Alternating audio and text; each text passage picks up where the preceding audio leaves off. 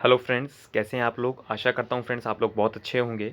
तो फ्रेंड्स अब हम क्लास नाइन्थ की जो एनसीईआरटी सीरीज़ है, ठीक है ना, वो हम स्टार्ट करने जा रहे हैं। आपको सबको पता ही है फ्रेंड्स, हम ईच एंड एवरी क्वेश्चंस का हर एक चैप्टर का सॉल्यूशन करते हुए चलते हैं, ठीक है।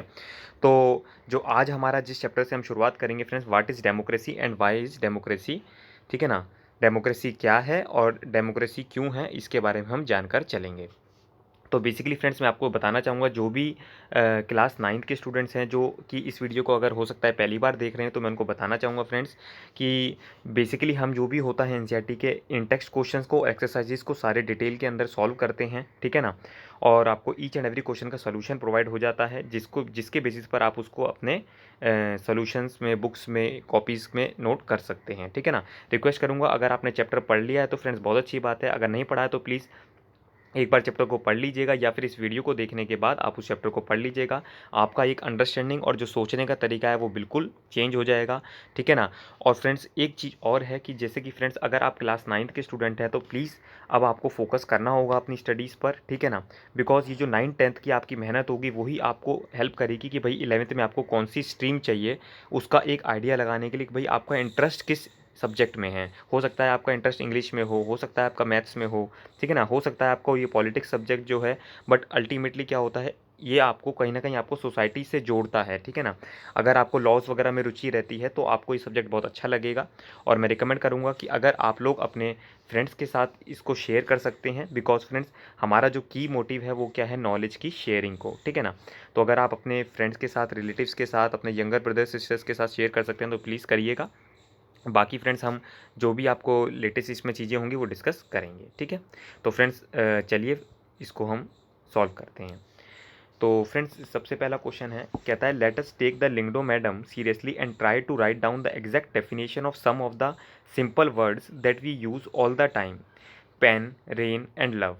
For example, is there a way of defining a pen that distinguishes it clearly from a pencil, a brush, a chalk, a crayon, ठीक है ना। तो बेसिकली क्या कहना चाहते हैं कि भाई आप डेमोक्रेसी को एक तरीके से डिफाइन करना चाहते हैं, तो भाई इस तरीके से तो फिर आप पेन को डिफाइन कीजिए, रेन को डिफाइन कीजिए, लव को डिफाइन कीजिए, पेंसिल को डिफाइन कीजिए, चौक को, क्रायन को, कि भाई ये सब चीज़ें क्या हैं, तो क्या इनकी भी कोई डेफिनेशन होती है। तो कहता है what have you learn from this attempt, what does it teach us about understanding the meaning of democracy. तो इससे आप क्या समझते हैं फ्रेंड्स। तो बेसिकली क्या होता है, जैसे कि अगर हम पेन की बात करें फ्रेंड्स, सिंपल सी बात है, मतलब एक जनरल सी बात है कि भाई देखिए पेन क्या होता है। पेन एक ऐसा होता है जिसके अंदर एक निब होती है और उसके अंदर इंक होती है, ठीक है ना। ये बॉल भी होता है, जेल भी होता है। जनरली इससे हम पेपर्स पर लिखते हैं और कुछ पर्पस होता है, इसलिए इसका यूज़ किया जाता है। तो ये क्या हो गया, ये एक पेन फ्रेंड्स, पेन की जो हो गई है एक डेफिनेशन हो गई।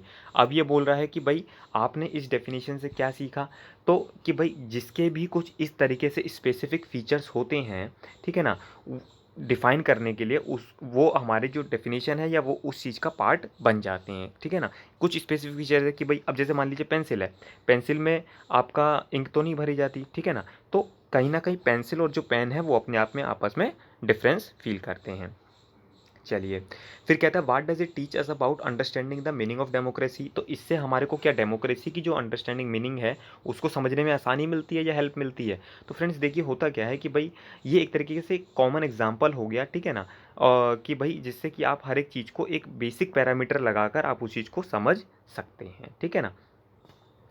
चलिए, अब फ्रेंड्स एक क्वेश्चन पूछती है ये लड़की, ये कहती है कि I have heard a different version. आपको पता होगा फ्रेंड्स, जो अब्राहम लिंकन, हम एक तरीके से कह सकते हैं आप अमेरिका के प्रेसिडेंट थे, उन्होंने एक बार एक डेफिनेशन बताई थी कि डेमोक्रेसी क्या है, is of the people, for the people and bye the people, ठीक है ना। तो उन्होंने ये डेफिनेशन बताई थी। तो अब ये जो है वो क्या कह रही है कि I have heard a different version, उन्होंने इसका डिफरेंट वर्जन सुन लिया। वो कह रही है democracy is of the people, ठीक है ना। ये मतलब पीपलों से दूर है, फार फ्रॉम द पीपल मतलब लोगों से सिर के परे है। एंड ये क्या होता है इसमें, where they by the people, यहाँ पर लोगों को खरीद लिया जाता है डेमोक्रेसी लोकतंत्र में। Why don't we accept that, ठीक है ना। तो एक बहुत ही अच्छा, मतलब अच्छा थॉट कह सकते हो आप इसको। आपको अच्छा लगता होगा कि भाई सुनने में कि भाई आपने तो पढ़ा था डेमोक्रेसी ऑफ द पीपल, ठीक है ना, for the people and bye the people, ठीक है ना। तो यहाँ पर अगर हम कहेंगे कि भाई अगर इन्होंने बोला है ऑफ की जगह तो आप लिखिए उसको ऑफ द पीपल, ठीक है ना। ये कह रहे हैं फार तो आप लिखिए फॉर द पीपल, और अगर ये लिख रहे हैं बाय तो आप लिखिए बाय द पीपल। तो democracy is of the people, for the people, bye the people, ठीक है। तो बेसिकली अगर हम कहें तो ये जो जिस तरीके से ये वर्ज़न बता रही हैं अपना, वो डेमोक्रेसी का फ्रेंड्स वर्ज़न नहीं होता है। बिकॉज डेमोक्रेसी में क्या होता है, आप अपने रिप्रेजेंटेटिव को इलेक्ट करते हैं, ठीक है। और बाकी इस सब चीज़ों के बारे में स्टोरीज़ में भी आपको बता रखा है, और बाकी हम भी डिटेल में थोड़ा बहुत जो डिस्कशंस क्वेश्चन के रिस्पेक्टिव मैनर में होगा हम उसको लेकर चलेंगे, ठीक है। चलिए, उसके बाद फ्रेंड्स कुछ आपको क्वेश्चंस दे रखे हैं। कहता है रिव्यांग जो है वेंट बैक होम, अपने घर गया and collect some more famous quotations on democracy. This time she did not mention the names of the people who said. उन्होंने क्या किया, कुछ जो फेमस कोटेशंस वगैरह हैं उन्होंने वो छाट ली, और फिर जिन्होंने कही उनका उन्होंने नाम मेंशन नहीं किया। She wants you to read this and comment on how good और यूजफुल दीज थॉट्स आर, ठीक है ना। अब आपको कमेंट करना है फ्रेंड्स ये कितने यूजफुल हैं और कितने यूजफुल नहीं हैं। तो हम एक एक करके लेकर चलेंगे फ्रेंड्स इसमें, ठीक है ना, जिससे आपको भी अंडरस्टैंडिंग होगी कि भाई उन लोगों ने ऐसा क्यों कहा या उनके मन में इस चीज़ को लेकर क्या थॉट थे। पहला थॉट क्या है, democracy gives every man the right to be his own oppressor. तो क्या कह रहा है कि भाई डेमोक्रेसी कहता है कि भाई आप खुद अपने ऑपरेसर बन जाते हो। तो फ्रेंड्स की अगर हम कहें तो देखिए, जो भी बात है फर्स्ट एंड सेकंड थॉट जो भी आप मानते हैं वो मानिए कि जो गवर्नमेंट है बेसिकली जो आपको डेमोक्रेसी में आपको अधिकार दिया जाता है वो अपनी सरकार बनाने का अधिकार आपको दिया जाता है, ठीक है ना। और उसमें क्या होता है कि आपको इलेक्ट करना है अपना रूलर, ठीक है जी। आप लिख सकते हैं आपको इलेक्ट करना है अपना रूलर, ठीक है ना। और अगर रूलर आपको इलेक्ट करना है जो कि किस में से हो सकता है, किसी भी पर्सन से हो सकता है, क्योंकि सब पर्सन्स को हमने इक्वल राइट दिया हुआ है, ठीक है ना। बट अगर कहीं ना कहीं अगर मैं आपसे कहूँ कि भाई एक ही पार्टी है, जैसे आप इंडिया में देखते हैं फ्रेंड्स, जैसे बीजेपी है, कांग्रेस है, और भी बहुत सारी पार्टीज़ हैं, ठीक है ना। अगर मैं आपसे कहूँ कि सिर्फ भाई आपके पास एक ही पार्टी है, उसी में से आपको सिटीजन्स या उसी में से आपको पर्सन इलेक्ट करना है, तो कहीं ना कहीं फ्रेंड्स ये डेमोक्रेसी नहीं होगा। क्योंकि हो सकता है कि मान लीजिए कांग्रेस में कोई अच्छा पर्सन है जिसको आप इलेक्ट करना चाहते हैं, बट आप कह रहे हो कि सिर्फ एक ही पार्टी से कर सकते हैं, तो कहीं ना कहीं फ्रेंड्स ये डेमोक्रेसी का पार्ट नहीं होता है, ठीक है ना। तो इसी के थ्रू बस हम ये बताना आपको चाहते हैं। सेकंड क्या है फ्रेंड्स, कि democracy consist of choosing your dictator after they have told you that what you think it is you want to hear. अब वो क्या कहना चाहता है कि भाई आप अपना डिक्टेटर खुद ही चूज़ कर लेते हैं, ठीक है ना। तो अगर हम इसकी बात करें फ्रेंड, तो देखिए कि हमारे को जो बात है वो सिर्फ जस्टिस की है सबसे पहले तो, ठीक है ना। क्योंकि अगर जस्टिस नहीं होगी फ्रेंड्स तो फिर डेमोक्रेसी का भी कोई मतलब नहीं है, ठीक है ना। क्योंकि भाई अगर न्याय होना ही नहीं है तो फिर डेमोक्रेसी का कोई फ़ायदा ही नहीं है। भाई अगर डिक्टेटरशिप अगर आप चलाएंगे तो फिर वहाँ पर न्याय नहीं होता है। वो तो सरकार अपना जो रूलर होता है वो अपने हिसाब से चलाता है कि भाई मैंने जो कह दिया वही होना है। अब उसमें आपको न्याय मिल रहा है नहीं मिल रहा है तो उससे उन्हें कोई मतलब नहीं होता है। Man's capacity for justice makes democracy possible, but man's inclination to injustice makes democracy necessary। तो ये क्या कहना चाहता है, कहता है जो भी ये कहना चाहता है कि सब कुछ चीज़ें बैलेंस होनी चाहिए। बैलेंस किस में होनी चाहिए कि भाई जो भी गवर्नमेंट की एक्सपेक्टेशंस हैं और जो हमारी नीड हैं, ठीक है ना, उन दोनों चीज़ में अगर बैलेंस बना रहेगा, सामंजस्य बना रहेगा, तो ये डेमोक्रेसी पॉसिबल होगी। नहीं तो फिर अगर आप किसी भी टूवर्ड्स एक्सट्रीम पोजीशन चले जाएंगे तो डेमोक्रेसी पॉसिबल नहीं होती है। इसी तरह से democracy is a device that ensures we shall be govern no better than we deserve, ठीक है ना। तो बेसिकली क्या कहना चाहता है कि भाई आपको डेमोक्रेसी क्या होता है, अपने फीचर्स को जो करती है वो चेंज करती रहती है, ठीक है ना। हमारे को डेमोक्रेसी में एज़ पर जो नीड ऑफ द पीपल, जो भी लोगों को नीड होती है हमारे को उसको सर्व करना पड़ता है, उसको डिलीवर करना पड़ता है, ठीक है ना। और एक तरीके से जो भी उनकी डिमांड है हमारे को उनको फुलफ़िल कर कर चलना होता है। कहता है all the ills of democracy can be cured by more democracy. तो फ्रेंड्स ऐसा मतलब कुछ इल्स को तो आप जो है कर सकते हैं, बट डेमोक्रेसी इल्स का मतलब होता है एक तरीके से बीमारियां। बट क्या होता है friends, democracy is not only the solution of all ills, ठीक है ना। क्योंकि बहुत कुछ कहीं ना कहीं हद तक डेमोक्रेसी की भी लिमिटेशंस होती हैं अपनी, कि भाई आपको डिलेड डिसीजंस होता है, लॉन्ग टाइम लग जाता है, करप्शन होता है, कहीं ना कहीं फाइट होती है। वो अभी हम जब डिटेल में डिस्कशन आगे करेंगे तो उसको हम देखकर चलेंगे, ठीक है ना।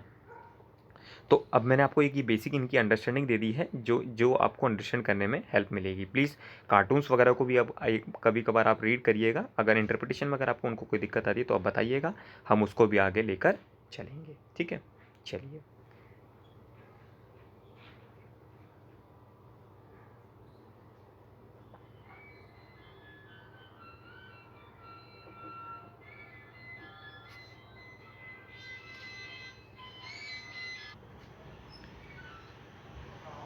तो फ्रेंड्स अब आप एक कार्टून देख रहे हैं जिसमें बोल रहा है कि Syria is a small West Asian country, the ruling party Baath party के नाम से जानी जाती है, and some of its small allies are the only parties allowed in that country.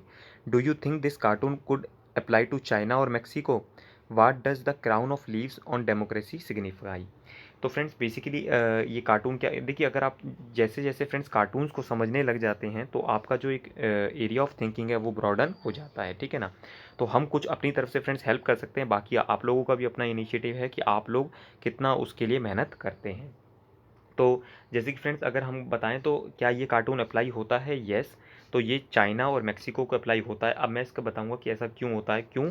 क्योंकि फ्रेंड्स वहाँ पर भी एक ही पार्टी है, ठीक है ना, जो कि रूल करती है, कॉन्टेस्ट करती है इलेक्शंस, ठीक है जी। चलिए, उसके बाद इसी में दूसरा पॉइंट हम ये लेके चल सकते हैं कि जो डेमोक्रेसी है, ठीक है ना, उसमें सिर्फ क्या होता है कि एक तरीके से यहाँ पर कोई भी ब्रांचेस उसकी नहीं दिख रही है, ठीक है ना। भाई ब्रांचेस का क्या मतलब हुआ कि भाई देखिए डेमोक्रेसी में क्या होता है, जस्टिस होती है। मैंने आपको पहले भी बोला था, democracy ultimately leads to justice, ठीक है ना। और अगर कहीं ना कहीं जस्टिस में अगर आपको दिक्कत, भाई एक पार्टी है तो कहीं ना कहीं आपको वो डिक्टेट करेगी, ठीक है ना, वो ही रूल करेगी, किसी दूसरे को खड़ा नहीं होने देगी। तो कहीं ना कहीं फ्रेंड्स डेमोक्रेसी वो पार्ट नहीं बन पाता है, क्योंकि डेमोक्रेसी में क्या होता है, एक हर एक सिटीजन के पास इक्वल राइट होता है इलेक्ट करने का और इलेक्ट होने का, ठीक है ना। तो यही बातें फ्रेंड्स इसके अंदर बताई गई हैं, आप लोग इसको देख सकते हैं। कहता है no entry before you will fill that form and become a member in all Baath party, is that clear? मतलब कि आपको पहले उस पार्टी का मेंबर बनना पड़ेगा और तभी आप इलेक्शन कर सकते हैं। तो इसका क्या मतलब हुआ कि आपने डेमोक्रेसी को एक ताले में लगाकर बंद कर रखा है, वो लोगों के लिए फ्री नहीं है, ठीक है। चलिए, अब एक नेक्स्ट कार्टून दे रखा है फ्रेंड्स, इसमें क्या बोल रहा है, कहता है read the cartoon, the cartoon was drawn in the context of Latin America, do you think it applies to the Pakistani situation as well? Think of other countries where this could apply, does this happen sometimes in our country as well? तो इसका क्या मतलब हुआ कि तो basically क्या हुआ friends, अगर आप देख रहे हैं तो ये एक पैसे का बक्सा है, ठीक है ना। तो क्या ये सिग्निफाई कर रहा है, तो देखिए बेसिकली कि पैसे का बक्सा बता रहा है कि भैया जो डेमोक्रेसी है ना, ये बहुत ही एक कॉस्टली थिंग बन गई है, कॉस्टली अफेयर बन गया है। ऐसा क्यों कह रहे हैं फ्रेंड्स? क्योंकि जब इलेक्शंस होते हैं, आप लोगों को पता है कि भाई लोकसभा के इलेक्शन होते हैं, विधानसभा के इलेक्शंस होते हैं, ठीक है ना। तो उसमें क्या होता है, बहुत अमाउंट का जो मनी होता है वो स्पेंड होता है, ठीक है ना, जिससे कि free and fair elections conduct हो सकते हों, ठीक है ना। तो अब जब ये सब चीज़ें आप इस चीज़ों को सिर्फ एक कार्टून को देखकर अगर आप समझ पा रहे हैं तो बहुत बहुत अच्छी बात होती है।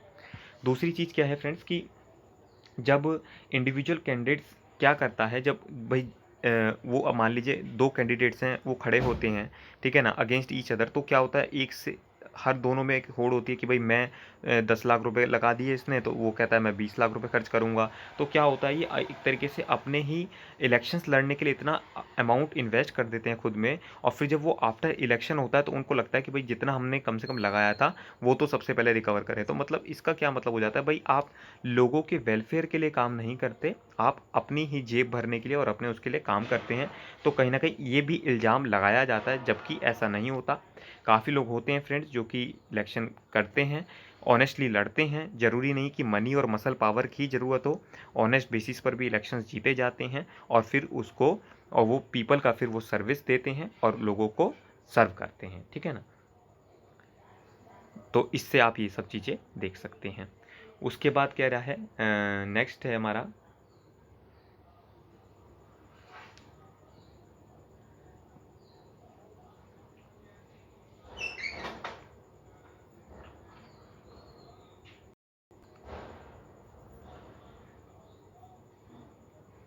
हाँ फ्रेंड्स, ये वाला नेक्स्ट क्वेश्चन है।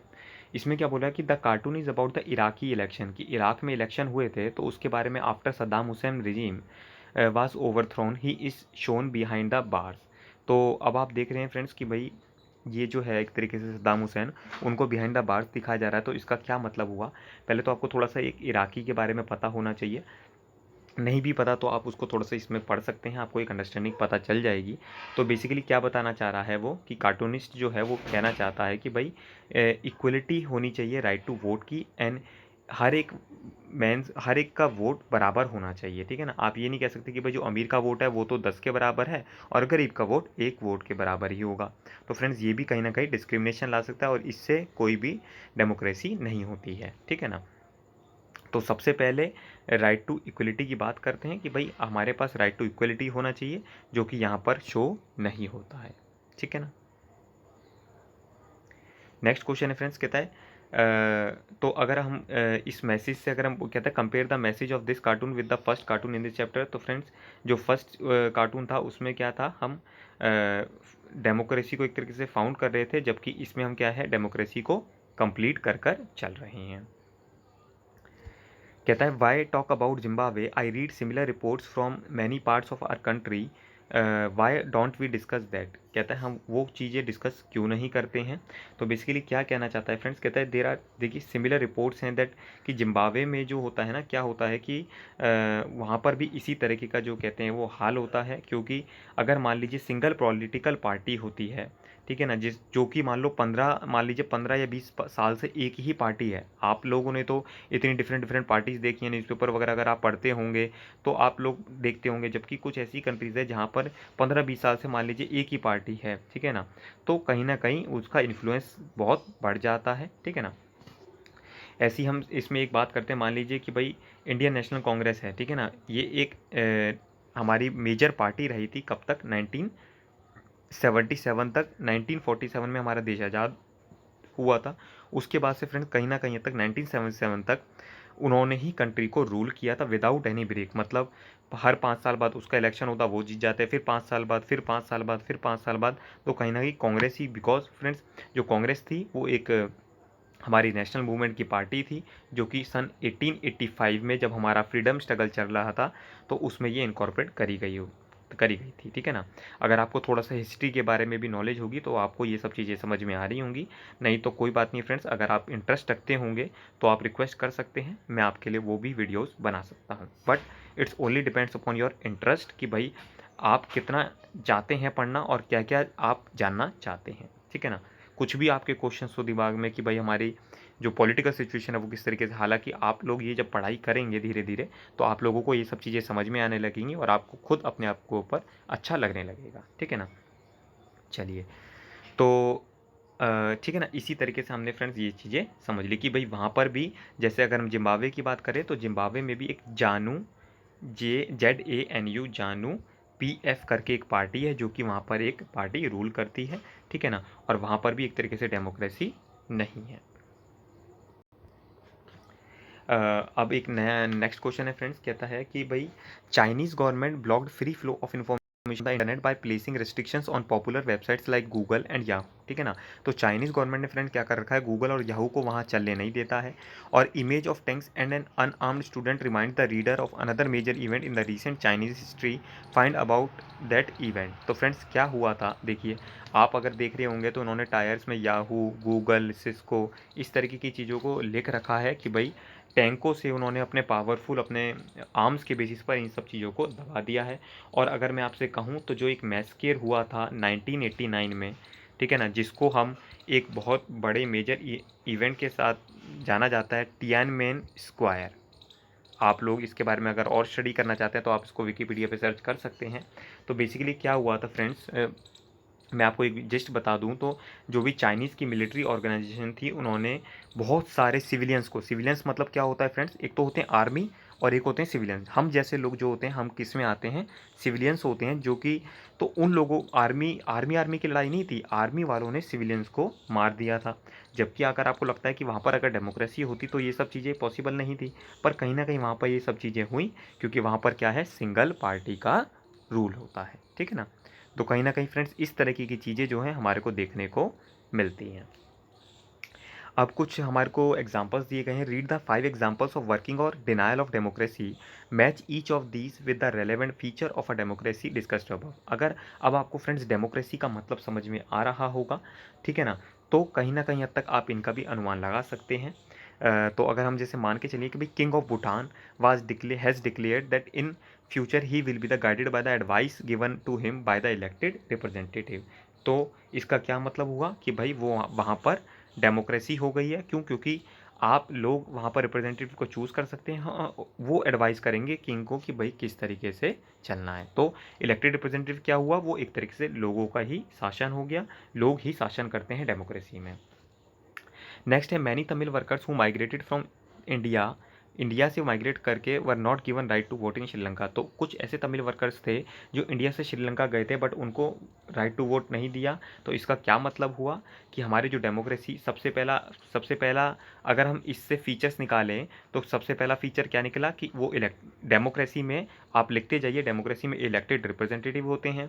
दूसरे वाले से क्या होता है कि भाई देखिए हमारे को पता चला राइट टू वोट, इसका मतलब क्या हुआ भाई इंडिया में तो राइट टू वोट मिलता है, श्रीलंका में नहीं मिला उनको, तो इसका मतलब क्या होता है डेमोक्रेसी का एक फीचर हो गया राइट टू वोट भी। थर्ड क्या कहता है, king of Nepal imposed a ban on political gatherings demonstrations and rallies. तो इसका मतलब क्या हो गया,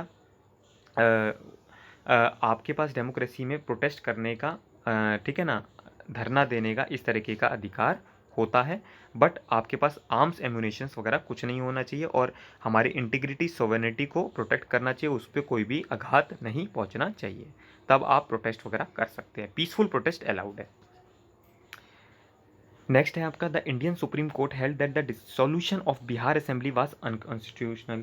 तो इसका क्या मतलब हुआ कि भाई अगर किस तरीके से अगर आप कोई असेंबली को डिसोल्यूट कर देते हैं, मतलब ख़त्म कर देते हैं, तो क्या वो अनकॉन्स्टिट्यूशनल होता है। तो इसका मतलब क्या हुआ कि रूल ऑफ लॉ, वहाँ पर लॉ जो है वो भी गवर्न होना बहुत ज़रूरी है, जिससे कि वही लोग क्या होंगे, डिसीजन लेंगे। मतलब मान लीजिए लेजिस्लेचर है जिसने लॉ बनाया, तो उसके ऊपर जुडिशरी बैठा है जो कि उस लॉ को वो चेक करेगा कि क्या वो with in constitution law made किया है या नहीं। ठीक है। लास्ट क्वेश्चन है फ्रेंड्स, क्या कहता है, political parties in Bangladesh have agreed that neutral government should rule the country at the time of election. इसका मतलब क्या हुआ, इसका मतलब हुआ कि जो भी इलेक्शंस होने चाहिए वो फ्री एंड फेयर इलेक्शंस होने चाहिए। ये डेमोक्रेसी का एक मुख्य पार्ट होता है। ठीक है, चलिए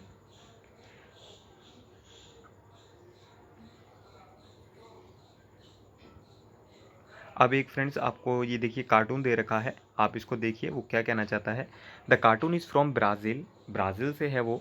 अ country that has long experience of dictatorship, it is the entitled the hidden side of dictatorship, which hidden sides does this depict, is it necessary for every dictatorship to have a hidden side, find this find this out about the dictators discussed in the first chapter and it if possible about Sani Abacha in Nigeria and Ferdinand Marcos in Philippines.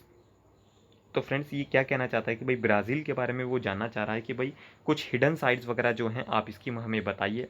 तो friends ये cartoon क्या कहता है कि भाई देखिए कुछ लोग होते हैं जो हमेशा करीब करीब डिक्टेटर के पास होते हैं, जो फिर क्या करते हैं, हैरास करते हैं पीपल को, सर्व नहीं करते, वो हैरास करते हैं, उनके ऊपर मिजरीज डालते हैं, उनके ऊपर बर्डन डालते हैं। ठीक है ना, तो कहीं ना कहीं ये भी हमारा कहते हैं हम डेमोक्रेसी का पार्ट नहीं होता है। दूसरी बात हो जाती है कि is it necessary for every dictatorship to have hidden side. तो फ्रेंड्स कि भाई हर ज़रूरी होता है कि हर एक डिक्टेटर इस तरह की हरकतें करें। तो फ्रेंड ऐसा नहीं होता कि हर एक डिक्टेटर इस तरीके की वो करता है, क्योंकि अगर कोई भी डिक्टेटर भी है मान लीजिए, बट अगर वो लोगों के लिए काम करना चाहता है बेटरमेंट के लिए, तो उसकी कोई भी हिडन साइड आप ये कह लीजिए, छुपी हुई दूसरी साइड, या फिर आप छुपा हुआ मन जिसे बोलते हैं, वो सब चीज़ें नहीं होती हैं। फिर कहता है ये मार्कोस को और फिलीपींस के बारे में क्या कहता है फ्रेंड्स। तो जैसे कि इसमें थोड़ा सा फ्रेंड्स आप काफ़ी डिटेल में है, मतलब जो आप डिस्कस कर सकते हैं कि भाई वहाँ पर जो भी चीज़ें हैं डिस्कस कर सकते हैं कि भाई अबाचा जैसे मान लीजिए नाइजीरिया में है, उन्होंने बहुत सारी चीज़ें लोगों के ऊपर रॉन्ग करी, उन्होंने फेमस पोएट को जो वहाँ पर केन सार वगैरह थे उनको हैंग कर दिया गया। ठीक है ना, डेमोक्रेटिक प्रोसेस नहीं करने दिए। तो कहीं ना कहीं इसमें ये सारी चीज़ें बातें हैं जो थोड़ा सा हो सकता है आपके लिए अभी फ़िलहाल के लिए कॉम्प्लीकेटेड हो, बट आप धीरे धीरे जैसे जैसे आप अपना करेंगे, मैं आपको उस तरफ नहीं ले जाना चाहता कि भाई कुछ ऐसे एग्जांपल्स दे दूं जो आपके लिए कॉम्प्लिकेट बन जाए और आपको लगे कि भाई ये सब्जेक्ट तो मुश्किल है, नहीं हो पाएगा। तो ऐसा नहीं है फ्रेंड्स, अगर आप धीरे धीरे चीज़ों को बेस लेवल से अगर आप समझते चल रहे हैं, इवन अगर आप अपने नॉलेज के लिए देखना चाहते हैं, तो फ्रेंड्स फ्री ऑफ कॉस्ट ये 6th 7th 8th की एनसीईआरटीज़ भी अवेलेबल हैं। अगर आप देखना चाहते हैं, अपने नॉलेज को इम्प्रूव करना चाहते हैं, तो कहीं ना कहीं आपको ये चीज़ें इस लेक्चर को भी समझने में हेल्प करेगा, ठीक है ना। अगर आपके पास टाइम है, अगर आप पढ़ना चाहते हैं तो प्लीज़ फ्री है फ्रेंड्स, आप उसको देख सकते हैं। उसके बाद फ्रेंड्स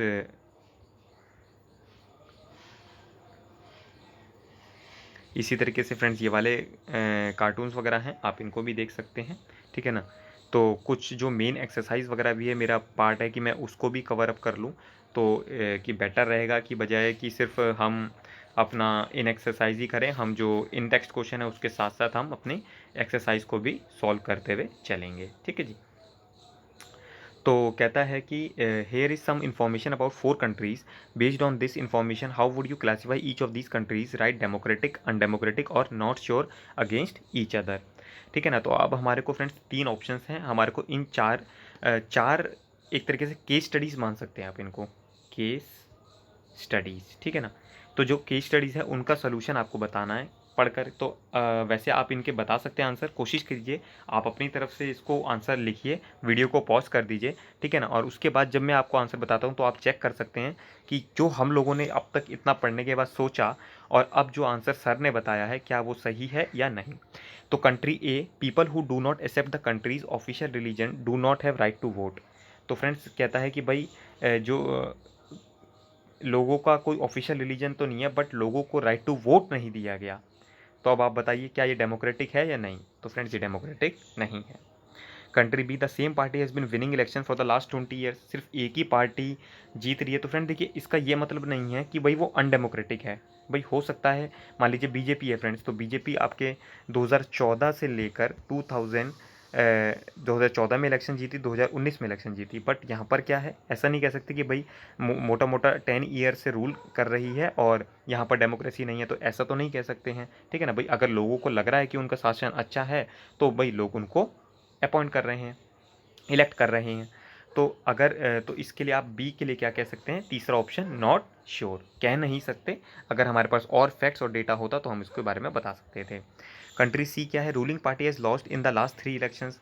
रूलिंग पार्टी भी मतलब एक जो पहले मान लीजिए जैसे कांग्रेस जीत रही थी फ्रेंड 2009 तक, ठीक है ना, उसके बाद बीजेपी आ गई, मतलब रूलिंग पार्टी लॉस कर गई। इसका मतलब क्या है, हमने दूसरी पार्टी को मौका दिया जीतने का। तो इसका क्या मतलब हुआ कि यहाँ पर क्या है, डेमोक्रेसी है। कंट्री सी में डेमोक्रेसी है। Country D, there is no independent election commission, कोई भी इंडिपेंडेंट इलेक्शन कमीशन नहीं है जो कि फ्री एंड फेयर इलेक्शन करवाने के लिए जिम्मेदारी लेता है। तो फ्रेंड्स यहाँ पर डेमोक्रेटिक कंट्री नहीं है, ठीक है ना। चलिए नेक्स्ट क्वेश्चन है आपका, here is some information 4 countries की दे रखी है, उसमें भी आपको यही सारी चीज़ें बतानी है। तो सबसे पहला है, the parliament can not pass a law about the army without the consent of the chief of army. कि भाई अब देखिए फ्रेंड्स, लेजिस्लेचर का जो काम होता है उसका लॉ बनाने का काम होता है। तो जब वो लॉ बना सकती है तो उसको कोई आर्मी से, डेमोक्रेसी में क्या होता है, किसी आर्मी से उसको परमिशन लेने की ज़रूरत नहीं है। बट यहाँ पर क्या बोल रहा है वो कि भैया उसे कंसेंट लेनी पड़ेगी, जब तक आर्मी का कंसेंट नहीं मिलेगा वो लॉ नहीं बना सकती। तो कहीं ना कहीं ये डेमोक्रेसी का पार्ट नहीं है। दूसरा क्या है, कंट्री क्यू की अगर हम बात करें, the parliament can not pass a law reducing the powers of the judiciary.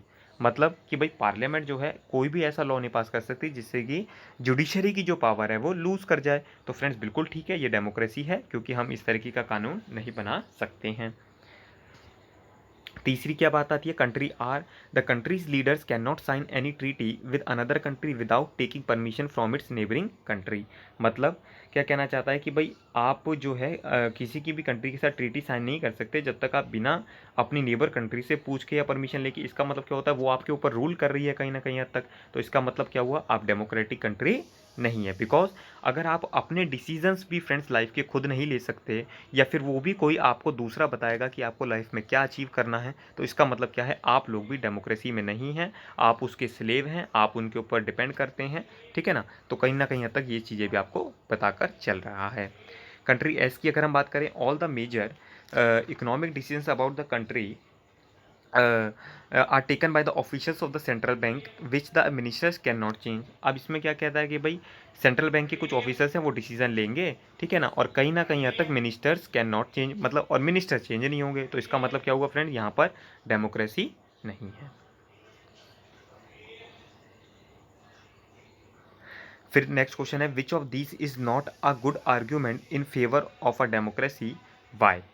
तो बोल रहा है कि भाई कौन कौन से आर्गूमेंट आपके फेवर में है डेमोक्रेसी के और कौन से नहीं, आप उसको डिस्कस कीजिए।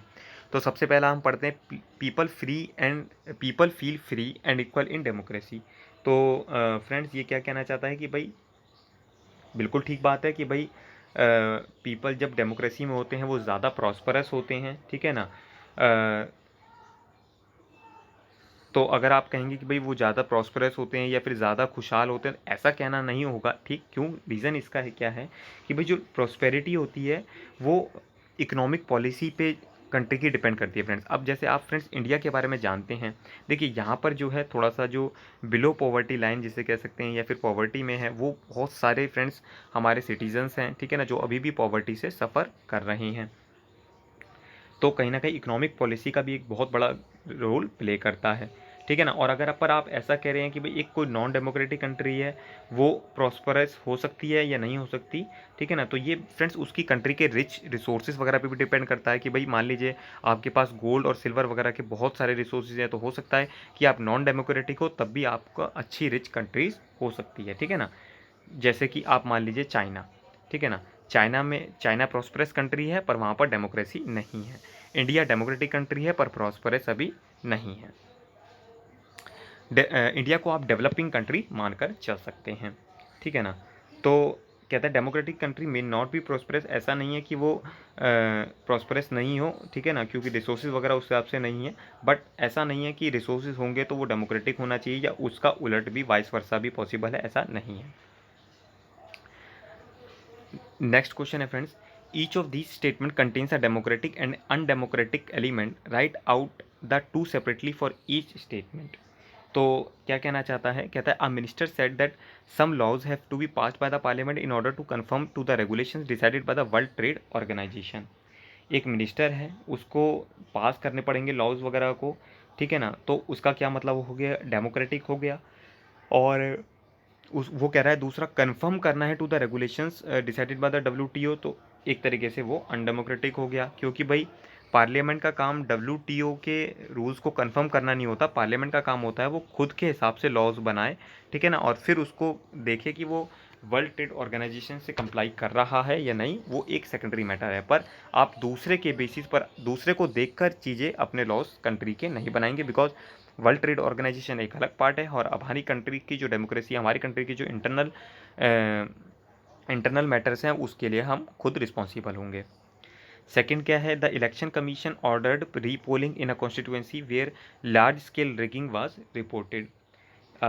इसका क्या मतलब हुआ कि जो इलेक्शन कमीशन होता है फ्रेंड्स वो चाहे तो इलेक्शन कमीशन ऑफ इंडिया एक इंडिपेंडेंट बॉडी होती है हमारे कॉन्स्टिट्यूशन की, जो कि चाहे तो रीपोल करवा सकता है। रीपोल का मतलब होता है दोबारा इलेक्शन करवाना अगर उसे लगता है कि कुछ गलत चीज़ें इलेक्शंस में हुई हैं, ठीक है ना। और अगर लार्ज स्केल की अगर रेगिंग वगैरह हो रही है, इसका मतलब भी क्या है, डेमोक्रेटिक प्रोसेस फॉलो नहीं हुआ है। Which of this is not a valid reason for arguing there is a lesser possibility of famine in a democratic country. क्या ऐसा हो सकता है कि एक डेमोक्रेटिक में कंट्री में बहुत कम चांस हो फेमाइन के फ्रेंड, तो ऐसा कुछ भी नहीं है, ठीक है ना। इसका रीज़न आई थिंक, अच्छा हमारा शायद एक क्वेश्चन रह गया है, सॉरी सॉरी फ्रेंड्स, इसको अभी हम डिस्कस कर लेते हैं। कहता है वीमेंस का representation in the parliament has barely reach 10%, this led women's organisation to demand 1/3 seats for women. तो इसका मतलब क्या हुआ फ्रेंड्स, जो वीमेन का रिप्रेजेंटेशन है, ठीक है ना, पार्लियामेंट में, वो अभी तक अगर हम देखा जाए तो 10% भी नहीं हुआ, ठीक है ना। हालांकि वो आप अगर जानते हैं वीमेन का जो पॉपुलेशन है वो ऑलमोस्ट 50% है, ठीक है ना, जो हमारा मेल का भी काउंटर पार्टी है एक तरीके से। तो हमारे को विमेंस को भी अपने साथ लेकर चलना पड़ेगा। अगर आप ये सोच लीजिए, ये भी एक मेजर पार्ट है कि अगर ये लोग भी पीछे रह गए तो कहीं ना कहीं हमारा जो देश है वो पीछे रह जाएगा, ग्रोथ नहीं कर पाएगा। उसी तरीके से जो वीमेन ऑर्गेनाइजेशन है उनको आपको ऑलमोस्ट 1/3 जैसे कुछ रिजर्वेशन देने की बात चल रही है, बट कहीं ना कहीं हद तक फ्रेंड्स अभी कुछ कई चीज़ें ये अटकी हुई हैं, but hope so in future ये सब चीज़ें पॉसिबल हो जाएगी। नेक्स्ट क्वेश्चन पे थे हम कि भाई कौन सा आपको वैलिड रीज़न नहीं लगता है। तो देखिए इसमें कौन सा आपको वैलिड रीज़न नहीं लगता है, तो आप पढ़िए कि भाई opposition parties can draw attention to hunger and starvation, तो ये तो डेमोक्रेसी का पार्ट है, ठीक है ना। उसके बाद कह रहा है कि free press can report suffering from famine, बिल्कुल सही है फ्रेंड्स। अगर प्रेस मतलब मीडिया फ्री है तो वो कुछ भी आपको डिस्कस कर सकती है, सरकार की बुराई भी कर सकती है, सरकार की अच्छाई भी कर सकती है। गवर्नमेंट फियर्स इट्स डिफीट, अगर गवर्नमेंट को डर लगा हुआ है कि वो हार सकती है तो इसका मतलब क्या है, डेमोक्रेसी है। People are free to believe in and practise any religion, ठीक है ना। तो फ्रेंड्स अगर वो कहता है कि भाई कोई डेमोक्रेटिक कंट्री नहीं है तो उसमें आप अगर कोई भी डेमोक्रेटिक कंट्री नहीं है तो उसमें मतलब क्या हुआ, आप कोई भी रिलीजन को प्रैक्टिस नहीं कर सकते, क्योंकि अगर वो डेमोक्रेटिक कंट्री है तो वहाँ पर आप कुछ भी कर सकते हो, पर अगर वो डेमोक्रेटिक कंट्री नहीं है तो इसका मतलब वहाँ पर आप फ्रीली बिलीव या फ्रीली प्रैक्टिस कहीं नहीं कर सकते, क्योंकि इंडिया डेमोक्रेटिक कंट्री है। तो फ्रेंड आप कोई भी रिलीजन फॉलो कर सकते हैं, आप किसी भी रिलीजन में कन्वर्ट हो सकते हैं, कुछ भी कर सकते हैं, ये इंडिया में आपको अधिकार दिया गया है।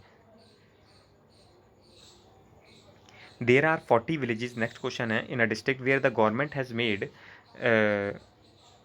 no provision for drinking water. These villagers met and considered many methods of forcing the government to respond to their need. Which of these is not a democratic method?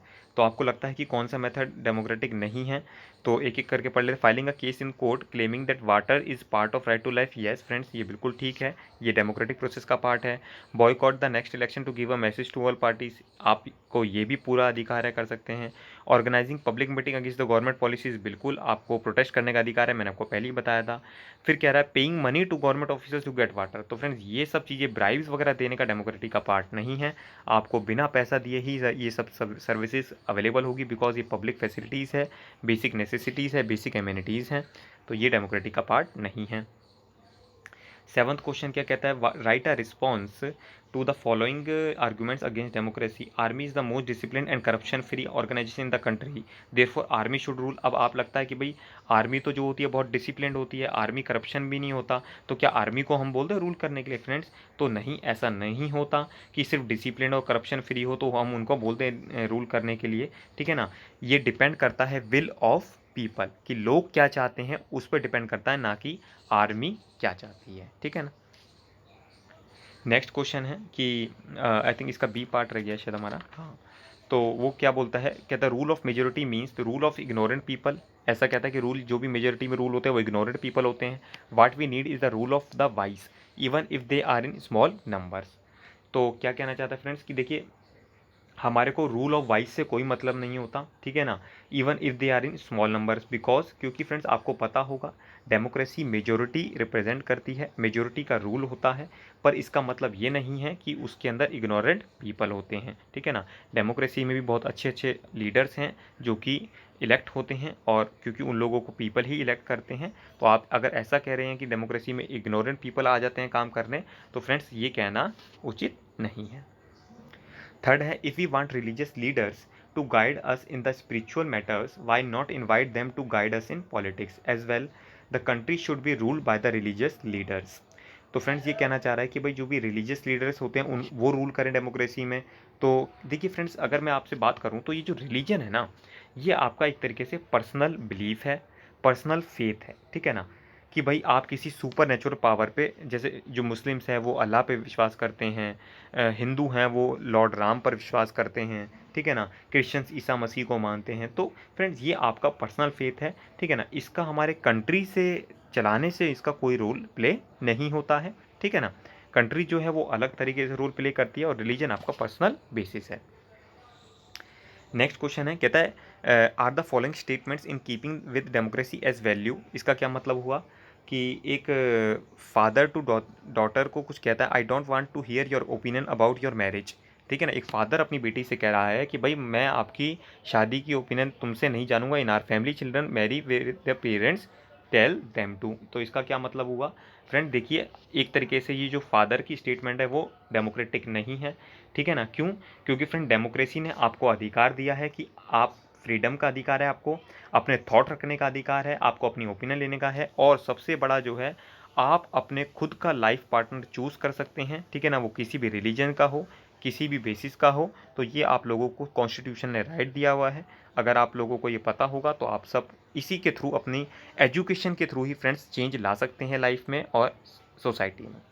एक टीचर बच्चे से कहता है, don't disturb my concentration by asking me questions in the classroom. तो क्या इस तरीके से अगर टीचर बोल रही है तो क्या ये डेमोक्रेटिक है? फ्रेंड्स, ये डेमोक्रेटिक बिहेवियर नहीं है, ठीक है ना। क्योंकि टीचर का तो रोल होना चाहिए कि वो ज़्यादा से ज़्यादा क्वेश्चंस को इन्वाइट कीजिए स्टूडेंट्स से, जिससे कि जब बच्चे ज़्यादा से ज़्यादा क्वेश्चन पूछेंगे तो कहीं ना कहीं टीचर्स को भी पढ़ना पड़ेगा और वो चीज़ें को ऑब्जर्व करेंगे और बच्चों को जवाब देना उनका एक तरीके से ड्यूटी बनती है। Employ to the officer, are working hours must be reduced according to the law. एक एम्प्लॉय कहता है कि भाई हमारे वर्किंग आवर्स की, भाई अगर आप किसी से मान लीजिए 12 से 14 घंटे का हर दिन काम ले रहे हैं तो फ्रेंड्स ये कहीं ना कहीं हद तक बिल्कुल गलत है। क्योंकि आप अगर जो लॉज की अगर जाने तो एक दिन में आप 12 घंटे से ज़्यादा काम नहीं ले सकते और एक वीक में 48 घंटे से ज़्यादा का आप काम नहीं ले सकते हैं किसी भी पर्सन से, ठीक है ना। तो ये चीज़ें आप इसमें जानकर चलते हैं। फिर क्वेश्चन 9 है, consider the following facts about a country and decide if you would call it a democracy, give reasons to support your decisions. तो अब इसमें आपको कुछ बातें देखी हैं कि भाई all the citizens of the country have right to vote, elections are held regularly, the country is democratic because in democracy all are given the right to political power. भाई जो भी कंट्री होती है उसमें आपको राइट दिया जाता है पॉलिटिकल पावर का, ठीक है ना, कि आप अपना इलेक्टिव चूज़ कर सकते हैं। फिर कह रहा है कि अगर एक कंट्री लोन ले लेती है दूसरी से, इंटरनेशनल एजेंसी से, सेकंड पॉइंट, ठीक है ना, तो इसका क्या मतलब हुआ। तो और फिर वो आपके ऊपर कंडीशन डाल रही है कि भाई आप किस तरीके से अपने एजुकेशन या उस पर हेल्थ पे एक्सपेंडिचर करेंगे। तो फ्रेंड्स ये डेमोक्रेटिक नहीं हुआ। भाई आपने हमें पैसा दे दिया, ठीक है, बस अब हम आपको इंटरेस्ट या जो भी देंगे, बट अब उस पैसे का कैसे इस्तेमाल करना है ये हम लोग खुद जानते हैं, ठीक है ना। चलिए तीसरा क्या है, people speak more about the 7 languages but education is available only in 1 language, the language spoken by 52% of the people in the country. तो क्या ये तो जैसे अगर आप श्रीलंका का एग्जाम्पल लीजिए फ्रेंड्स, वहाँ पर भी कुछ लैंग्वेजेस का इशू इस तरीके से चला रहता है, ठीक है ना। तो देखिए डेमोक्रेटली की अगर हम बात करें तो हमारे को सब लैंग्वेजेस को हमने इक्वल वो दे रखा है, ठीक है ना। तो जो भी लैंग्वेजेस होती है वो मेजॉरिटी ऑफ द पीपल की जो भी लोग हैं उनको अवेलेबल होनी चाहिए। तो द ऐसा नहीं है कि सिर्फ लैंग्वेजेस का आपने वो कर दिया तो कंट्री डेमोक्रेटिक नहीं है।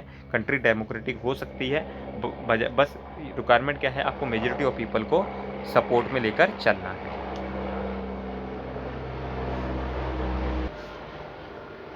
देन नेक्स्ट है फ्रेंड्स कि जो सेवरल ऑर्गेनाइजेशन है उनको भी कॉल करना पड़ता है फॉर पीसफुल डेमोन्स्ट्रेशन वगैरह, तो उसके बारे में भी आपको बता रखा है कि भाई आप पीसफुल स्ट्राइक कर सकते हैं, ये मैंने आपको पहले ही बता दिया था। फिर नेक्स्ट क्वेश्चन है, the government owns the radio and television. तो इसका क्या मतलब हुआ कि भाई आप all the newspaper have to get permission from the government, कि भाई न्यूज़पेपर वालों को एक तरीके से मीडिया को ऊपर आपने अपनी रूल चला रहे हैं। तो इसका मतलब क्या हुआ, ये अनडेमोक्रेटिक हुआ, ये करना बिल्कुल उचित नहीं है, ठीक है। तो फ्रेंड इसी तरीके से आप लोग कैरी आउट कर सकते हैं। होप सो आप लोगों को लेक्चर अच्छा लगा होगा। वीडियो थोड़ा सा बड़ा बन गया है, ठीक है ना। मैं ट्राई करता हूँ आगे से, कोशिश करूँगा कि थोड़ा सा लेक्चर छोटा रहे, ठीक है ना। बट हमारे को सारी एक्सरसाइज डिस्कस करनी थी, इस वजह से थोड़ा सा टाइम लग गया। देन फ्रेंड्स अब हम नेक्स्ट चैप्टर डिस्कस करेंगे, कॉन्स्टिट्यूशनल डिज़ाइन, ठीक है। थैंक यू, मिलते हैं नेक्स्ट लेक्चर में। God bless you, all the best.